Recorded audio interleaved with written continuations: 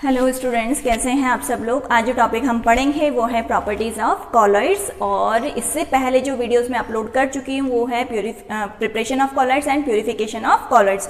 जब हम वहाँ पर उनको देख लेंगे तब हमें यहाँ पर आना है। ऐसा नहीं कि डायरेक्ट आप इसके ऊपर आ जाओ, पहले उनको भी देखना है आपको और उसके बाद में इसको है वो समझना है। और ये जो टॉपिक है बहुत इंपॉर्टेंट है, मैंने पहले से ही इंपॉर्टेंट मार्क कर रखा है। और ये टॉपिक इंपॉर्टेंट होने के साथ मतलब सीबीएसई के लिए 12th के लिए तो इंपॉर्टेंट है ही है, साथ ही साथ जो बच्चे नीट और जेईई मेंस वगैरह की तैयारी कर रहे हैं उनके लिए भी इंपॉर्टेंट है। और कॉम्पिटिटिव एग्जाम्स जैसे आरपीसी एग्जाम्स जो कराती रहती हैं फर्स्ट ग्रेड सेकंड ग्रेड, तो उनके पॉइंट ऑफ व्यू से भी ये बहुत इंपॉर्टेंट है। यहाँ पर आपको रटना नहीं है, समझना है, कॉपी पेन आपको लेके बैठना है, तभी यहाँ पर जो सारी चीज़ें हम बता रहे हैं वो आप लोगों के काम आ पाएगी, आप उनको समझ पाओगे और नोट डाउन है वो करते रहोगे। तो क्या है कि बाद में भी कभी कुछ दिमाग से कुछ निकल गया तो उसमें आप देख सकते हो उसको, चाहे तो वीडियो देख लो। पर वो है कि एक बार हम हाथ से अगर जो चीज़ लिख लेते हैं तो वो हमारे टाइम में हमारी मेमोरी में है, वो लॉन्ग टाइम तक है वो सेव है वो हो जाती है। तो इस वजह से क्या है कि हम अगर देख रहे हैं तो अच्छी बात है, पर साथ ही साथ उसको लिखते भी जाना है।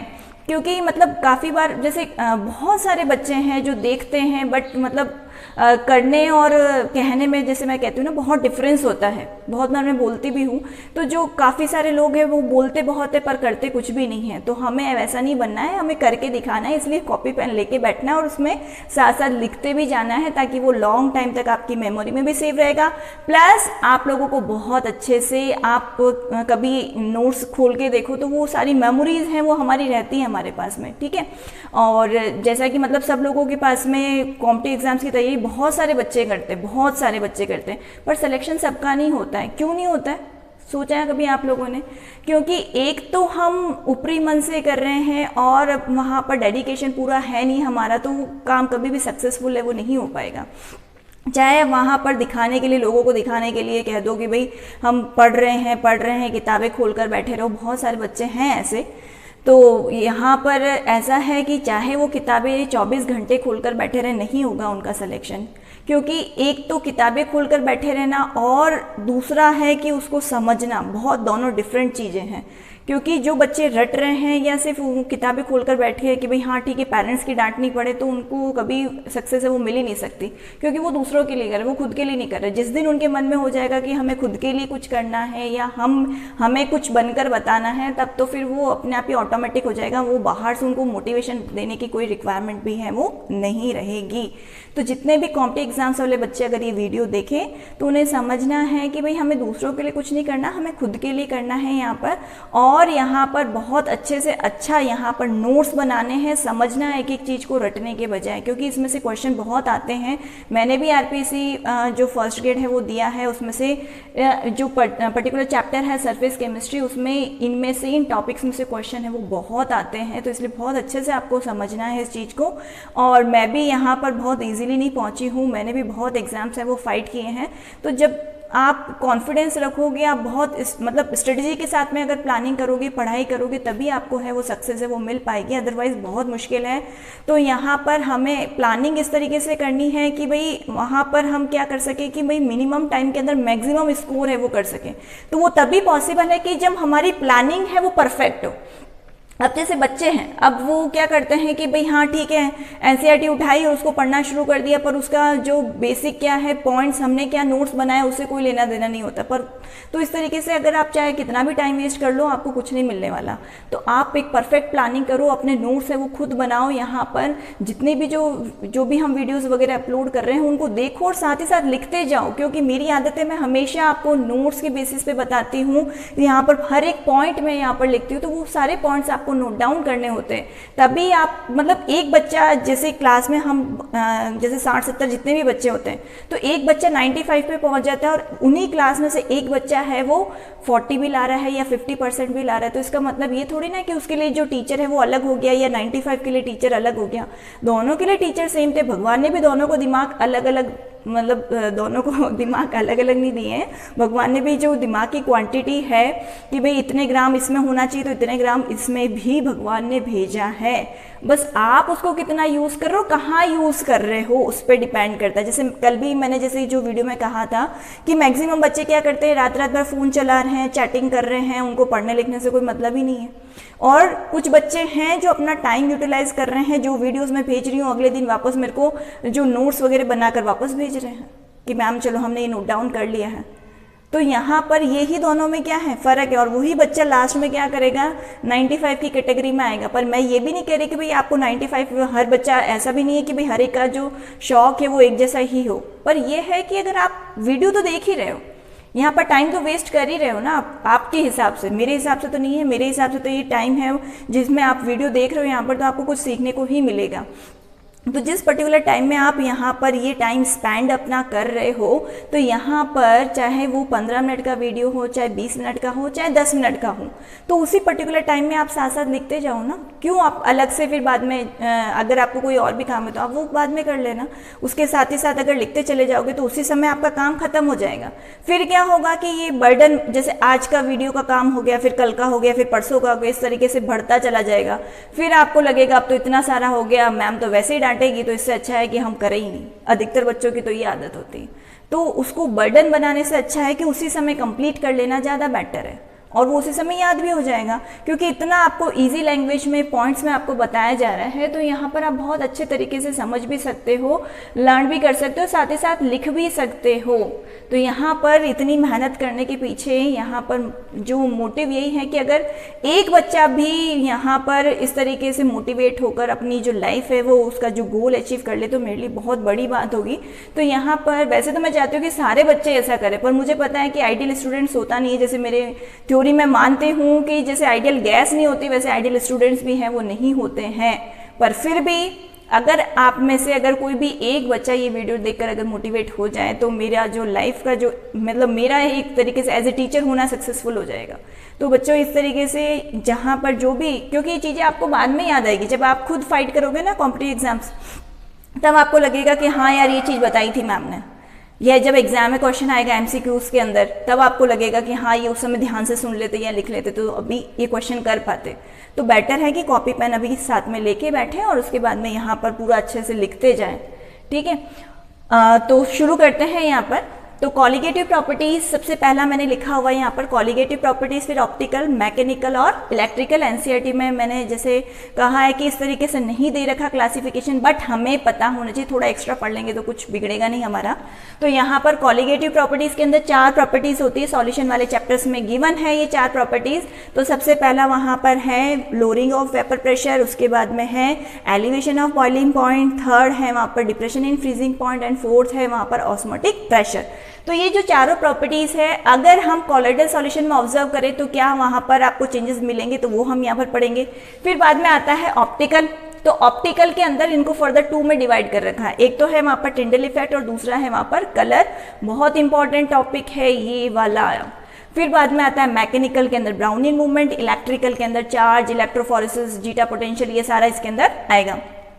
तो आज वाला जो पार्ट है उसमें हम ये 2 प्रॉपर्टीज हैं वो डिस्कस करेंगे, colligative property and optical property. तो यहाँ पर हम शुरू करते हैं कॉलिगेटिव प्रॉपर्टी से। ये आप चाहे तो स्क्रीनशॉट ले, वैसे मेरी तो हमेशा वैसे अभी मैं कह रही हूँ कि कॉपी पेन आप लेके बैठिए, लिखो बैठकर। कुछ बच्चों की आदत है कि मैम हमने तो स्क्रीनशॉट ले लिया। अरे तो स्क्रीनशॉट से क्या है, उसके बजाय तो अभी आप बैठ के नोट कर लो उसके साथ ही साथ। तो यहाँ पर आप इसको नोट कर सकते हो बहुत इजी तरीके से। इसलिए मैं हमेशा जनरली वीडियोस के अंदर साइड भी हो जाती है ताकि आप इजीली उसको क्या कर पाओ, नोट कर पाओ। पर नोट करना ही नहीं है हमें, तो स्क्रीनशॉट लेना है। जितना कंफर्ट लेवल में रहोगे उतना आप लोगों के लिए जो एक कंफर्ट की एडिक्शन हो जाएगी। फिर कभी जो चीज़ें हैं वो नहीं मिलेंगी तो फिर हमें बहुत ऐसा डिस्कम्फर्ट है वो फील होगा। तो इन चीज़ों को अपना एडिक्शन मत बनाओ। चलो एक छोटी सी स्टोरी मेरे दिमाग में आ रही है, वो बताती हूँ मैं आप लोगों को। एक राजा जी होते हैं, वो एक गांव के अंदर मतलब अपनी प्रजा को देखने के लिए जाते हैं। तो जब वो जा रहे होते हैं, भ्रमण कर रहे होते हैं, तो उन्हें क्या होता है कि 2 वहाँ पर जो बाज है वो दिखाई देते हैं। तो वो उनको बहुत अच्छे लगते हैं, तो वो वहाँ ले जाते हैं अपने, क्योंकि उस समय वो बहुत छोटे होते, पर वो बहुत मतलब जैसे छोटे ही है, पर वो पता चल गया कि भाई बहुत शक्तिशाली बनेंगे जब ये बड़े हो जाएंगे। तो वो उनको खरीद लेते हैं और अपने महल में ले आते हैं, और फिर उनके लिए एक जो उनकी सेवा करने के लिए, उनको रखने के लिए, पाल पोसने के लिए एक पर्टिकुलर पर्सन को अपॉइंट करते हैं, और उसको कहते हैं कि इनको खूब खिलाओ पिलाओ और इनको एक बहुत शक्तिशाली बनाओ, और इनको एकदम मतलब अच्छा इनको उड़ना है वो सिखाना है आपको। तो उसने उनको खूब खिलाया पिलाया, और फिर बाद में टाइम के साथ में धीरे धीरे वो बड़े होते गए। फिर एक बार राजा जी आए वहाँ पर, देखा उन्होंने तो फिर उन्होंने कहा कि भाई ये तो बहुत बड़े हो गए और बहुत अच्छे भी लग रहे हैं, और इनके पंख भी हैं वो बहुत मजबूत लग रहे हैं। फिर उन्होंने कहा कि चलो, जो उनका इंस्ट्रक्टर था उसको कहा कि भाई चलो इनको मतलब उड़ने के लिए कहो। तो जैसे ही उड़ने के लिए बोला, तो एक बाज तो बहुत ऊंचाइयों तक वहाँ पर जाकर उड़ने लगा, और दूसरा है वो थोड़ा सा उड़ता था और एक डाल पर जाकर बैठ जाता था। तो राजा जी को बहुत सरप्राइज़ हुआ कि भाई ऐसा क्यों हो रहा है, कि भाई दोनों ही मतलब दोनों को एक ने ही रखा है, और इसी तरीके से दोनों को जो सेम चीज़ इसको खिलाई है वो भी इसको खिलाई है, तो भी एक तो इतना ऊंचाइयों तक जा रहा है और दूसरा यहीं पर क्यों बैठ जाता है बार बार जाकर। तो उन्होंने ऐलान करवा दिया पूरी प्रजा के अंदर कि इसमें से अगर कोई भी ऐसा है जो मतलब इनको उड़ना सिखा दे, एक जो बाज है उसको उड़ना सिखा दे, तो मैं उसको जैसे 50,000 रुपये दूंगा, या जो उसके टाइम पे जो चलती थी वो गिन्नियाँ सी चवन्नियाँ सी जो भी होती थी पहले के टाइम पे जो करेंसी, वो मैं दूंगा। ठीक है। तो फिर सारे लोग आए, सबने कोशिश करी, तो फिर वापस ऐसे ही होता था कि एक तो बहुत ऊंचाई तक जाता था, दूसरा वहीं बैठ जाता था। तो फिर क्या हुआ कि एक जो छोटा सा किसान था उसने भी सुना, तो उसने कहा कि चलो मैं ट्राई करता हूँ, क्या पता हो जाए। तो उसने जाकर देखा, तो एक बार तो वही ऐसा ही हुआ कि एक तो ऊंचाई तक चला गया, दूसरा वापस वहीं जाकर बैठ गया। तो उसके बाद में उसने थोड़ा सा अपना दिमाग लगाया, और उसके बाद में वो दूसरा बाज है वो भी उड़ने लग गया। फिर जब जैसे राजा जी को पता चला, तो वहाँ आए वो देखने के लिए, भाई ऐसा इसने क्या कर दिया यहाँ पर। तो फिर उसने कहा कि साहब मैं तो छोटा सा किसान हूँ, मुझे ज़्यादा कुछ पता नहीं है, मैंने तो बस ये किया कि जिस डाली पर ये बार बार जाकर बैठ रहा था, मैंने उसको क्या कर दिया, कट कर दिया। जैसे ही मैंने काटा तो ये अपना जो उसको ऊंचाइयों तक उड़ने लग गया, मैंने तो इसमें ऐसा कुछ अलग किया नहीं। तो यहाँ पर से हमें सीख क्या मिलती है कि अगर हम अपने कंफर्ट को छोड़ दें, मतलब ये कि पूरे टाइम लेटे रहना, पड़े रहना, मोबाइल देखते रहना, चैटिंग करते रहना, या मतलब कोई भी लेजीनेस अपने अंदर अगर है, तो उसको अगर हम अपने में से हटा दें, तो हम भी क्या कर सकते हैं, बहुत ऊंचाइयों तक जा सकते हैं। ऐसा नहीं कि यहाँ से रूम में से मतलब निकल कर अपनी छत पर चले गए, वो ऊंचाई नहीं, मतलब एक्चुअल में अपनी लाइफ के अंदर काफ़ी जो हमने एम जो है वो अचीव कर सकते हैं, जो भी हमने चाहा है। क्योंकि लाइफ के अंदर क्या होता है कि अगर हम कहीं पर नहीं पहुंच पा रहे हैं, तो उसके पीछे रीज़न सिर्फ और सिर्फ हम ही हैं, क्योंकि हम अपना पूरा 100% है वो नहीं दे पा रहे हैं, इस वजह से हम नहीं पहुंच पा रहे हैं। कोई और ऐसा नहीं है कि भाई मेरे को किताबें नहीं मिल रही, मेरे को नोट्स नहीं मिल रहे, तो सब कहने की बातें हैं।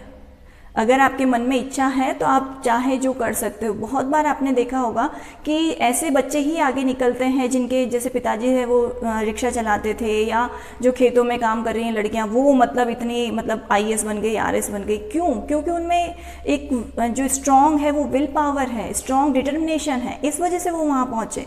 और मेरा भी सेम यही है कि जब मेरी मम्मी पीछे पड़ी रहती थी कि भाई तुझे ये करना है, तुझे ये मतलब गवर्नमेंट जॉब में सेलेक्ट होना है, मैं नहीं हुई। पर जिस दिन मुझे लगा, जब मैं प्राइवेट सेक्टर में थी, तो मुझे फील हुआ कि कितना वहाँ पर मतलब जैसे बहुत ज़्यादा मतलब कितना हम लोगों को संडे को भी बुलाया जा रहा है, कोई पर्सनल लाइफ रही नहीं। तो जब मैं खुद उस दौर से गुजरी, कभी भी आपको मतलब एक वो रहता है ना कि भाई प्राइवेट सेक्टर के अंदर तो कभी भी आपको किकआउट भी है वो कर सकते, कोई मतलब सिक्योरिटी नाम की चीज़ नहीं होती।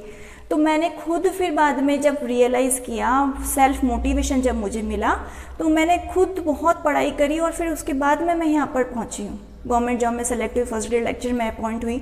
तो वो एक मोमेंट है, वो बहुत मतलब बहुत अच्छा उस समय फील होता है। तो जब तक मैं नहीं चाहती थी तब तक मैं नहीं हुई सेलेक्ट, और जिस दिन मैंने सोच लिया मैं हो गई सेलेक्ट, बस इतनी सी बात है। और यही आपको समझना है कि आप ही अपने आप को आगे बढ़ने से रोक रहे हो, कोई और नहीं रोक रहा। अब जैसे कहते हैं ना कि भाई ये तो मतलब इसको तो पढ़ना ही नहीं है, करना ही नहीं है, वो तो सब फालतू की बात है। जिस दिन अगर आप सोच लोगे कि भाई हमें ये करना है, तो वो सब अपने आप आपको रास्ते भी मिलते चले जाएंगे। कुछ बच्चे कहते हैं कि हमें तो मतलब टीचर अच्छे नहीं मिले, या कुछ बच्चे कहते हैं हमारे पास बुक्स नहीं हैं, कुछ और भी कुछ बहाने मारते होंगे, पर ये सब बहानेबाजी है। क्योंकि जो इंसान करना चाहता है तो फिर वो एक्सक्यूजेस नहीं बताता है, वो हमेशा वहाँ पर रास्ते निकालता है। वो प्रॉब्लम जो मतलब जो जितने भी जो फेलियर्स हैं, मतलब जो आगे तक नहीं पहुँच पाए, वो सिर्फ कमियाँ बताएंगे कि भाई हमें ये चीज़ नहीं मिली, हमें ये चीज़ नहीं मिली, इसलिए हमारे तो टीचर ही नहीं थे हमारे वहाँ पर। जैसे गवर्नमेंट स्कूल के अंदर जैसे कुछ बच्चे तो ऐसे जिनके टीचर्स ही नहीं होते, फिर भी इतना अच्छा परसेंट बना रहे। क्यों बना रहे? क्योंकि उनमें स्ट्रॉन्ग विल पावर है, वो कुछ करना चाहते हैं। और यहाँ पर खूब सारे बच्चे हैं जिनके पास में टीचर्स है, बहुत फैसिलिटेड यहाँ पर जगह है मॉडल स्कूल्स के अंदर, फिर भी बहुत सारे बच्चे ऐसे हैं जो मात्र 50% बना के निकल जाते हैं। क्यों? टीचर्स बहुत अच्छे हैं, बहुत अच्छा इंफ्रास्ट्रक्चर है, सब कुछ है, जितना दूसरे स्कूल्स में नहीं मिलता है वैसे बहुत ज़्यादा है यहाँ पर, फिर भी नहीं कर पा रहे। तो क्यों नहीं कर पा रहे? क्योंकि वो खुद करना नहीं चाहते हैं, इस वजह से नहीं कर पा रहे। और जिस दिन वो सोच लेंगे वो बहुत हाइट्स तक है वो चले जाएंगे।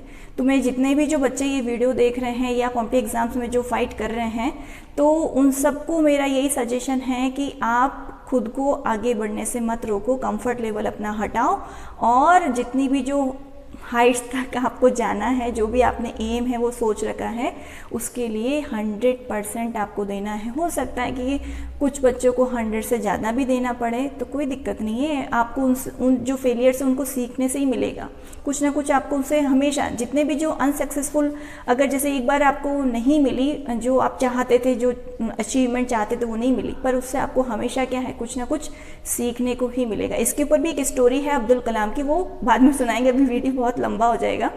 तो अभी वापस हम बढ़ते हैं इस टॉपिक के ऊपर। कॉलिगेटिव प्रॉपर्टीज़ की हम बात कर रहे थे। तो कॉलिगेटिव प्रॉपर्टीज़ के अंदर यहाँ पर जैसे मैंने कहा कि 4 प्रॉपर्टीज़ हैं, तो ये 4 प्रॉपर्टीज़ मैंने बताया। लोअरिंग ऑफ वेपर प्रेशर,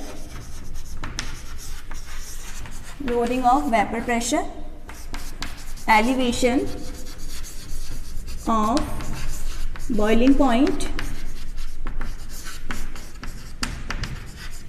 फिर आता है depression in freezing point, and last is osmotic pressure. ठीक है, अभी चारों प्रॉपर्टीज हैं। तो अगर हमने एक तरफ ट्रू सॉल्यूशन लिया और एक तरफ कॉलोइडल सॉल्यूशन लिया, तो वहां पर दोनों में क्या डिफरेंस है वो देखने को मिलेगा। तो मैं यहाँ पर आप लोगों को इस तरीके से, एक में यहाँ पर मैंने लिया कॉलोइडल सॉल्यूशन, और यहाँ पर है ट्रू सॉल्यूशन। इसके पार्टिकल साइज थोड़े छोटे बनाना आप लोग कॉपी में जब नोट डाउन कर रहे हो।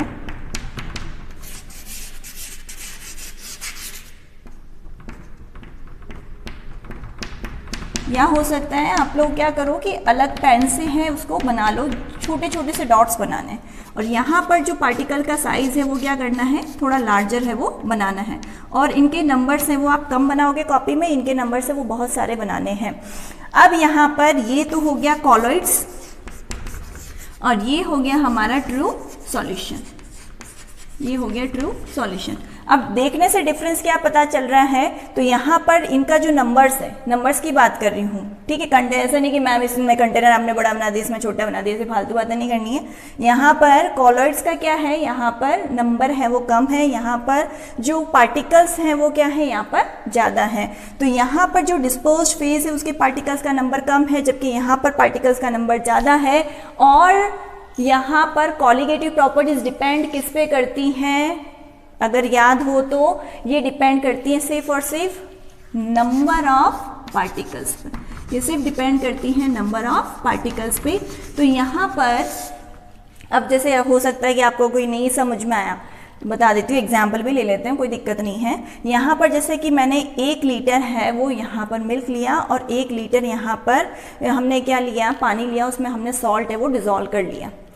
तो यहाँ पर जो मिल्क है, तो मिल्क के अंदर it is colloidal solution heterogeneous होता है, उसमें फैट के ग्लोब्यूल्स होते हैं।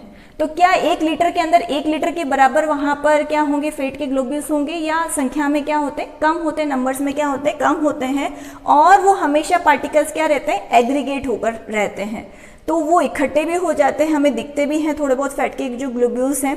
तो यहाँ पर वैसे तो हेट्रोजीनियस नेचर के अंदर जो पार्टिकल्स होते हैं वो इतना लार्ज साइज नहीं होता, बट बता रही हूँ एग्जांपल के तौर पर कि जो फैट के ग्लोब्यूल्स का नंबर क्या होगा, कम होगा, और वो थोड़े एग्रीगेट हो जाते हैं, इकट्ठे हो जाते हैं, तो उनका पार्टिकल साइज क्या होगा, बड़ा होगा, पर संख्या में क्या होंगे, कम होंगे। जबकि अगर हमने पानी में अगर नमक घोला है तो वहाँ पर अगर चाहे हमने 1 चम्मच ही वहाँ पर, बट वो 1 चम्मच के अंदर क्या होगा कि बहुत सारे पार्टिकल्स के अंदर वो क्या हो जाएगा, डिसोशिएट है वो हो जाएगा, Na+Cl- Na+Cl-, तो पूरे पानी के अंदर यहाँ पर इस तरीके से जो पार्टिकल्स है वो क्या है, फैल जाएंगे।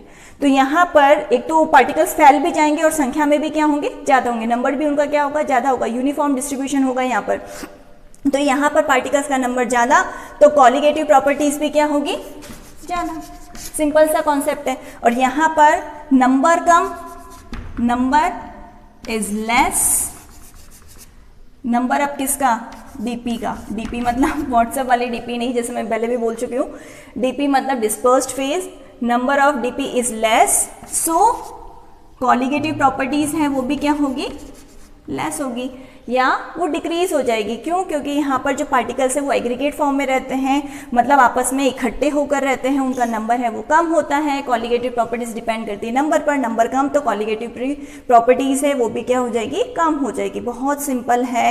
यहाँ पर आप बता सकते हो इन colloids particles are aggregated, so number will be less as compared to two solution, so we can say colligative property value of colligative property will also be less। ठीक है, अब हम आगे बढ़ते हैं यहाँ पर टिंडल इफेक्ट की तरफ, जो कि ऑप्टिकल प्रॉपर्टीज का ही पार्ट है। जो मैंने बोला है उसको लिख भी लेना आप लोग, जो मैंने यहाँ पर बोला था अभी कॉलिगेटिव प्रॉपर्टीज के रेस्पेक्ट में, उसको आप बिल्कुल नोट डाउन करना है आपको कॉपी के अंदर।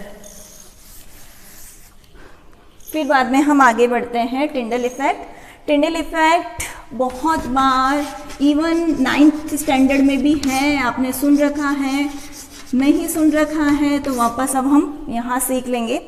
काफ़ी बार क्या होता है कि भाई लाइट चली गई तो अभी तो चलो आप ये मत कह देना कि भाई इन्वर्टर है हमारा तो जाती ही नहीं है, जाती तो है, पर अगर जैसे काफ़ी सारे विलेजेस के अंदर भी है और काफ़ी जगह अभी भी चलो नहीं है ऐसा सिस्टम कि भाई सबके घर पर इन्वर्टर हो, तो एग्जाम्पल सबने आपने देख रखा होगा कि भाई अगर लाइट चली गई तो हम टॉर्च जलाते हैं। तो जब भी आप टॉर्च जलाते हो, पूरा अंधेरा है घर के अंदर, कहीं पर भी कुछ भी लाइट नहीं आ रही है, तो उसमें हमने टॉर्च जलाई तो हमको इस तरीके का एक पाथ है वो विजिबल होता है।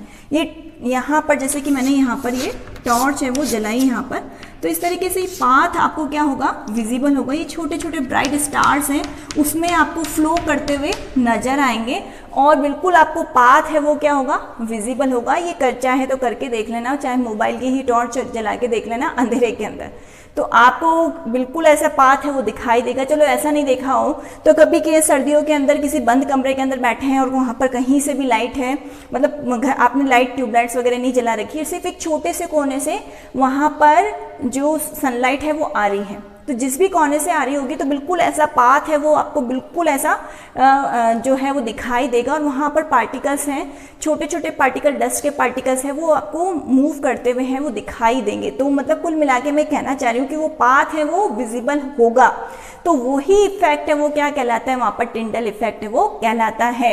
अब टिंडल इफेक्ट शो कौन करते हैं, यहाँ पर डस्ट पार्टिकल्स। जैसे मैंने कहा कि भाई जो डस्ट पार्टिकल, जैसे ही हमने लाइट जलाई, क्योंकि हमें चाहे दिखाई नहीं दे रहे पर काफ़ी सारे छोटे पार्टिकल्स हैं हमारे चारों तरफ है वो रहते हैं, डस्ट के पार्टिकल्स कह लो उनको, तो वो जैसे ही उनके ऊपर लाइट पड़ती है तो उस लाइट को, क्योंकि उनका जो साइज है वो ट्रू सॉल्यूशन से क्या होता है, थोड़ा ज़्यादा होता है, तो जैसे ही उनके ऊपर लाइट पड़ती है उस लाइट को वो क्या कर देते हैं, स्कैटर कर देते, तो वो पाथ आपको क्या होगा, पूरा विजुलाइज होगा, वो पाथ बिल्कुल आपको इस तरीके से शेप के अंदर है वो दिखाई देता है। तो यही इफेक्ट है वो क्या कहलाता है, वहां पर टिंडल इफेक्ट है वो कहलाता है। तो सबसे पहला पॉइंट हम बता देंगे यहां पर, स्कैटरिंग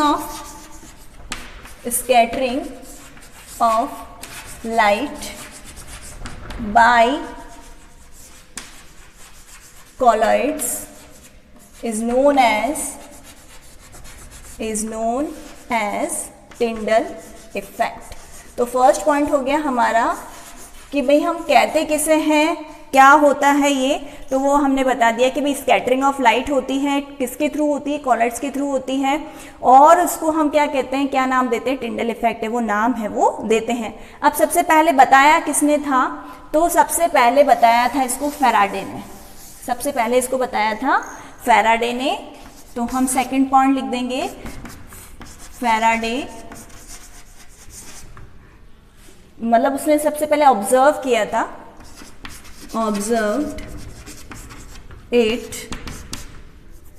एट फर्स्ट,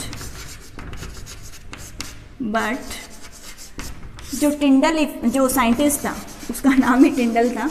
अधिकतर आपने देखा होगा कि साइंटिस्ट को ऑनर देने के लिए हम उसी के नाम पर है वो रख देते हैं, तो जो टिंडल जो साइंटिस्ट था उसी के नाम पर टिंडल later on studied it in detail। इसको डिटेल के अंदर उसने है वो स्टडी किया गया था, इसी वजह से उसका नाम क्या रख दिया, टिंडल इफेक्ट है वो नाम है वो रख दिया, क्योंकि उसको ऑनर देना था, इसी ने बताया था सबसे पहले, इसी ने सारी स्टडी की थी, तो इसको ऑनर देने के लिए वहां पर उस इफेक्ट का नाम क्या रख दिया, टिंडल इफेक्ट है वो रख दिया। तो यहाँ पर 2 पॉइंट्स हमारे ये हो गए भाई क्या किसको कहते हैं, और सेकंड पॉइंट हमारा क्या हो गया भाई किसने बताया था। अब थर्ड पॉइंट यहाँ पर, अब जिसको लिख लिया हो तो मैं इसको रब कर रही हूँ इसको यहाँ से, कि भाई यहाँ पर हुआ किस तरीके से, क्या हुआ था, तो यहाँ पर हम बता सकते हैं उसने ऑब्जर्व किया था भाई, जो फैराडे था तो उसने देखा था कि जो लाइट है जो निकल रही है, तो कॉलर्स के अंदर से जब निकल रही थी, ठीक है, तो कॉलर्स में से जब निकल रही थी तो वहाँ पर एक पाथ है वो दिखाई दे रहा था, वही जब लाइट है अगर ट्रू सॉल्यूशन में से निकाल रहे थे तो कुछ वहाँ पर पाथ है वो नज़र नहीं आ रहा था। तो उसने सोचा कि भाई क्या चीज़ है, ऐसा क्यों हो रहा है, इसके साथ तो ऐसा हो रहा है जबकि इसके साथ है वो ऐसा नहीं हो रहा है। तो उसने उसको बाद में है वो बहुत ज़्यादा डिटेल के अंदर है वो, मतलब जैसे फैराडे ने बताया, फिर बाद में टिंडल ने उसको बहुत डिटेल के अंदर है वो स्टडी है वो किया था। अब ऐसा नहीं है कि जो कॉलर्स के पार्टिकल्स हैं, सारे कॉलर्स के पार्टिकल हैं बहुत इजीली टिंडल इफेक्ट है वो शो कर देंगे, उसके लिए कुछ कंडीशंस है वो होनी चाहिए। तो नेक्स्ट पॉइंट हम ले लेते हैं, थर्ड पॉइंट हमारा कंडीशंस कि भाई किस कंडीशन के अंदर टिंडल इफेक्ट है वो शो होगा। तो कंडीशंस की अगर हम बात करें तो सबसे पहली जो कंडीशन है वो ये है कि जो वेवलेंथ का जो साइज़ है, मतलब जो वेवलेंथ आ रही है, जिस साइज़ की वेवलेंथ आ रही है उसका साइज़ है वो कॉलॉइड पार्टिकल का जो डिस्पर्स्ड जो हम कह सकते हैं फेज़ है उससे क्या होना चाहिए, ज़्यादा है वो होना चाहिए। तो हम यहाँ पर लिख सकते हैं द वेवलेंथ मतलब जैसे लाइट आ रही है तो लाइट के अंदर क्या है भाई वेवलेंथ, रेडिएशन से तो आएंगी, उनका क्या होगा वेवलेंथ होगा। The wavelength should be higher in value than size of colloid. अब क्या इसका क्या मतलब है, इसका मतलब है कि सपोज अगर कॉलॉइड का पार्टिकल है वो वहाँ पर 2 नैनोमीटर का है, जैसे यहाँ पर जो साइज़ है वो नैनोमीटर में अगर हम लें तो यहाँ पर इसको हमने माना कि भाई वो 2 नैनोमीटर का है, तो जो वेवलेंथ का जो साइज़ है वो क्या होना चाहिए वहाँ पर इससे ज़्यादा होगा, तभी वो उसको लाइट को क्या कर पाएगा, स्कैटर है वो कर पाएगा, अदरवाइज उसको स्कैटर है वो नहीं कर पाएगा। ये मेरे कहने का मतलब था। फिर यहाँ पर जो सेकंड पॉइंट है वो ये है कि जो रिफ्रैक्टिव इंडाइसिस है, refractive indices of DP and DM,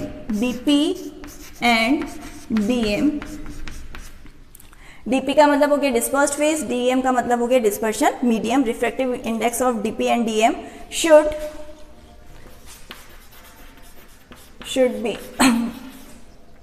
should differ greatly, मतलब उनके बीच में जो डिफरेंस है वो क्या होना चाहिए, ज़्यादा है वो होना चाहिए। तभी वहाँ पर क्या है कि टिंडल इफेक्ट है वो आपको देखने को मिलेगा।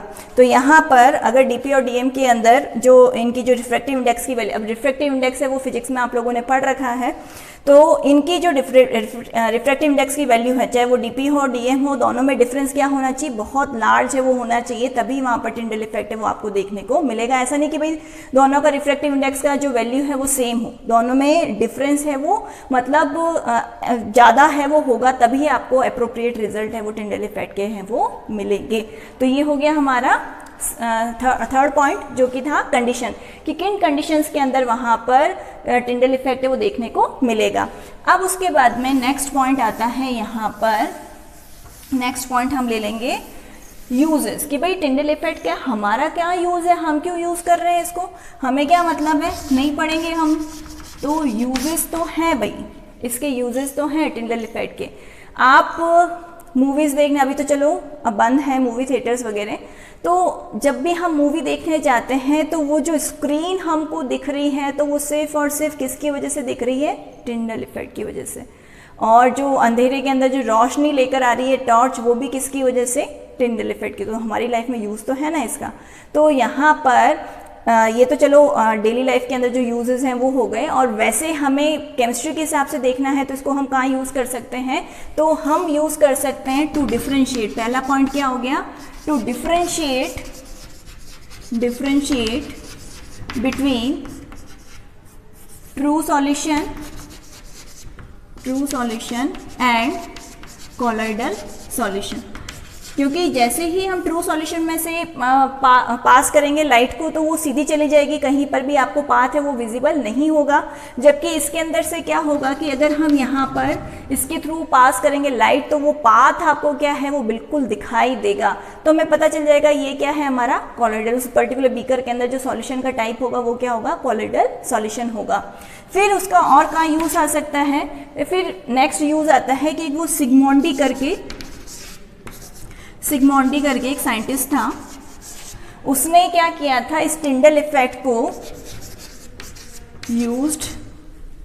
Used Tyndall effect to set an ultra microscope.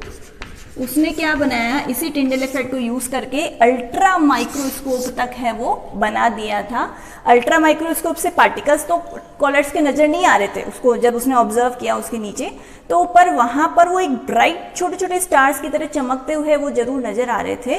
तो इस तरीके से यहाँ पर इतने यूजेस हो गए हमारे, कंडीशंस हमने देख ली, क्या होता है ये हमें पता चल गया। डेली लाइफ में कहाँ यूज़ आ रहा है, तो वो सिनेमा हॉल वाला भूलना मत, वैसे तो नहीं भूलोगे, मुझे अच्छे से पता है अब तो, कि जो लाइट्स पीछे से डलती हैं उस स्क्रीन के ऊपर, तो स्क्रीन के ऊपर जो डस्ट के पार्टिकल्स हैं वो लाइट को क्या कर देते, स्कैटर कर देते, तभी वो वहाँ पर हमको स्क्रीन के ऊपर जो पर्टिकुलर जो कलाकार हैं वो आपको दिखाई है वो देते हैं, वो पूरी पिक्चर है वो दिखाई देती है, जिन पर बड़े जोर जोर से सीटियाँ मारते रहते हो, किसी की भी एंट्री होती है हीरो की, तो वो सारी चीज़ें हैं वो किसकी वजह से देखने को मिल रही है हमें, सिर्फ और सिर्फ टिंडल इफेक्ट। तो भूलना मत, क्योंकि इसी की वजह से हम है वो मूवी थिएटर से वो एंजॉय है वो कर पा रहे हैं। अब उसके बाद में हम ले लेते हैं यहाँ पर कलर। तो कलर के अंदर कलर को स्टडी कर लेते हैं। लास्ट पॉइंट ये बच रहा है आज के जो पर्टिकुलर क्लास का, जल्दी से डिस्कस कर लेते हैं। अब यहाँ पर अगर हम कलर की बात करें तो जितने भी जो कॉलॉइड पार्टिकल्स हैं वो कुछ ना कुछ कलर है वो शो करते हैं, और क्यों करते हैं वो डिपेंड करता है साइज ऑफ पार्टिकल के ऊपर। कलर वहाँ पर शो होने के पीछे यही रीज़न है, क्योंकि अभी थोड़ी देर पहले बताया था कि वो क्या करते हैं कि कुछ वहाँ पर रेडिएशन क्या कर देंगे, वहाँ पर स्कैटर है वो कर देते हैं, तो जो भी लाइट स्कैटर हो रही वही तो हमें क्या होगी, दिखाई देगी यहाँ पर। तो यहाँ पर कलर वहाँ पर दिखाई देने के पीछे रीज़न क्या हो गया, again due to scattering of light, scattering of light, color is visible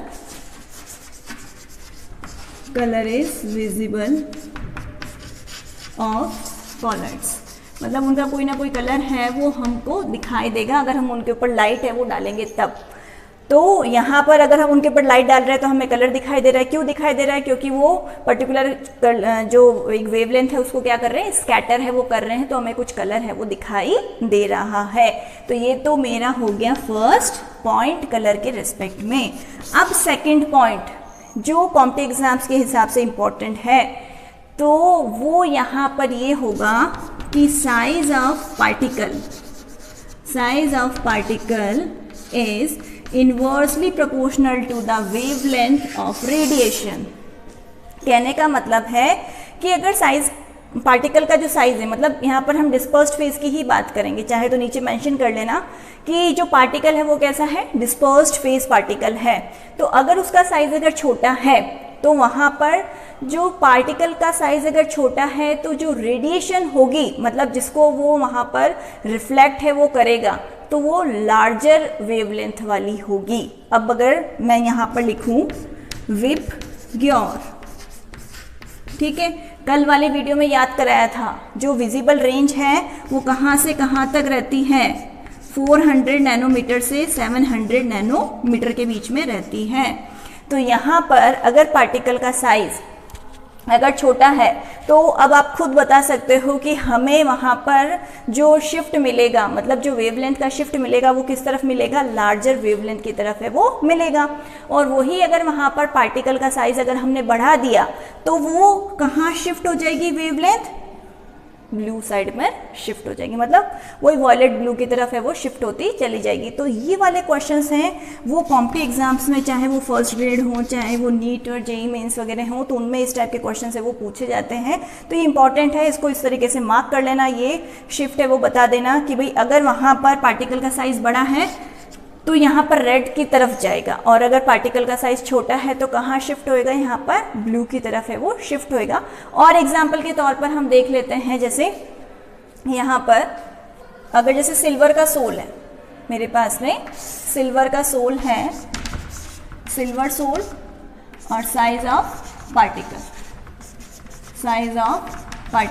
ठीक है। यहाँ पर ये दो चीज़ें हम ले रहे हैं। अब यहाँ पर मैंने पार्टिकल का साइज पहले रखा 6 × 10⁻⁵ mm, ठीक है। फिर एक जगह मैंने रख दिया, रैंडमली हम मान रहे एग्जांपल ले रहे हैं हम, तो एक जगह रख दिया 10 और फिर एक जगह हमने ले लिया 15। तो जब यहाँ पर पार्टिकल का साइज बहुत छोटा था तो हमें कलर मिला यहाँ पर ऑरेंज, यहाँ पर रेड, ठीक है। फिर पार्टिकल का साइज थोड़ा बड़ा हुआ तो ये शिफ्ट हो गया ऑरेंज येलो के ऊपर।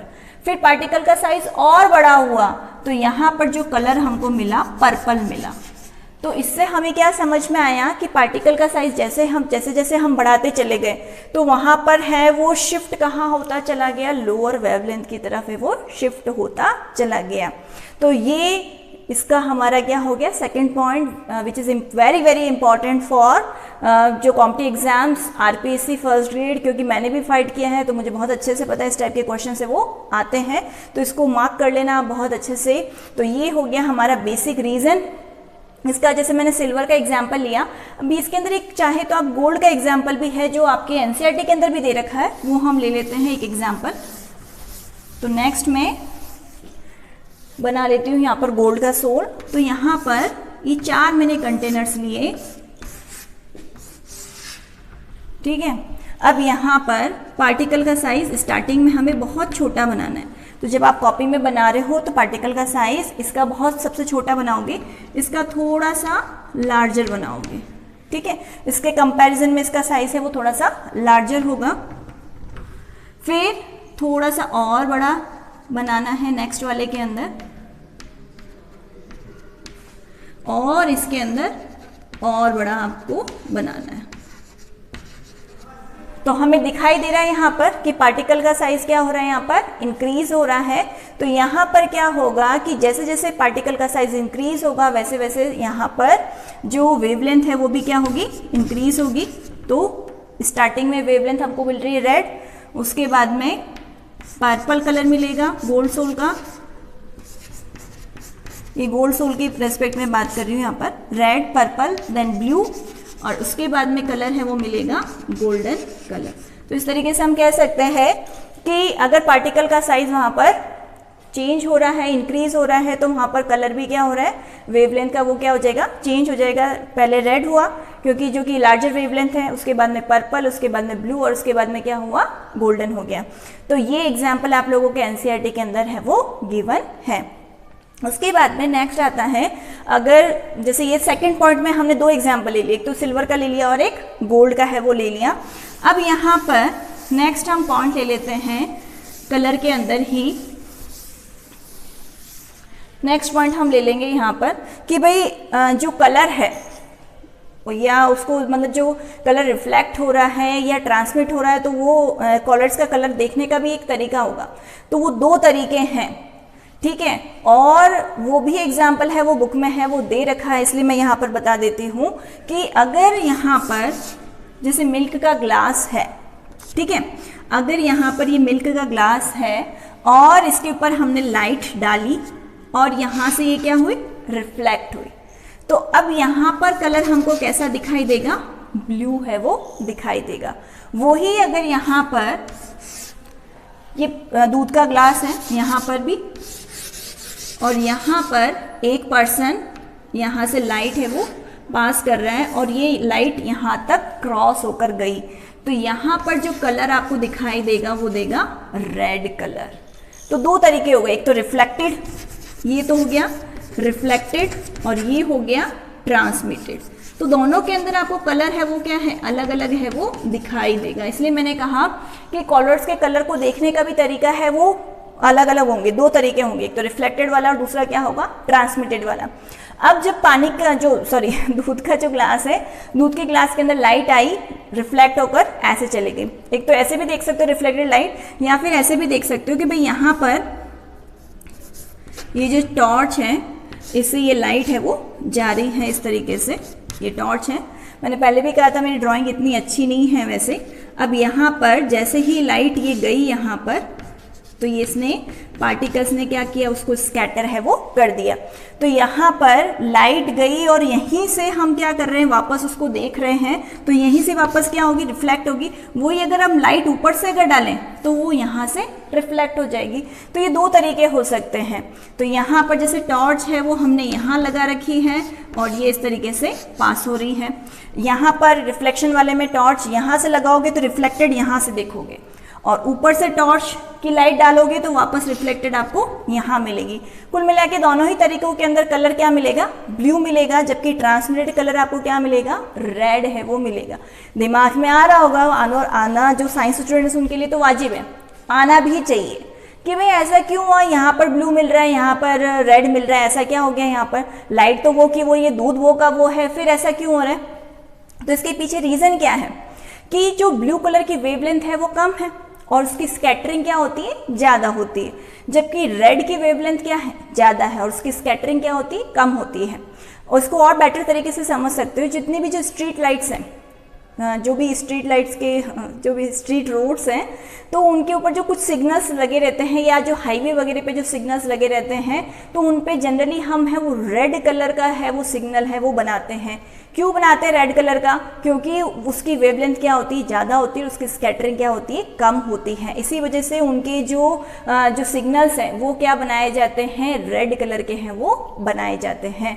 तो ये था हमारा यहाँ पर टॉपिक अबाउट फर्स्ट पार्ट ही समझ लो इसको, कॉलर्स की प्रॉपर्टीज़ का। तो इसमें हमने डिस्कस किया कॉलिगेटिव प्रॉपर्टीज, टिंडल इफेक्ट और कलर। तो जितने भी जो पॉइंट हैं मैंने आपको बताए हैं यहाँ पर डिस्कस किए, बहुत इंपॉर्टेंट है, बहुत अच्छे से नोट डाउन कर लेना। कुछ आपको मतलब जीके से भी चीज़ें बता दी कि भाई रेड के सिग्नल क्यों बनाए जाते हैं, ब्लू के क्यों नहीं बनाए जाते हैं, तो किसकी स्कैटरिंग ज़्यादा होती है, किसकी कम होती है। तो ये इस टाइप के जो क्वेश्चन होते हैं ना जीके में भी आते हैं, तो इनको हमें बहुत ध्यान से सुनना है। ऐसा नहीं कि मैम तो बोल ले जा रही है कुछ भी हम स्किप कर दिया, जी नहीं, एक एक चीज़ इंपॉर्टेंट है और आपको पूरा है उसको अच्छे से सुनना है और साथ ही साथ लिखना है। और इसके बाद में नेक्स्ट पार्ट है मैं लेकर आऊँगी, कल तक अपलोड हो जाएगा। तब तक आप इसको बैठ के देखना, अच्छे से डाउनलोड कर लेना, देखना इसको और लिखते जाना, ठीक है। तब तक के लिए बाय।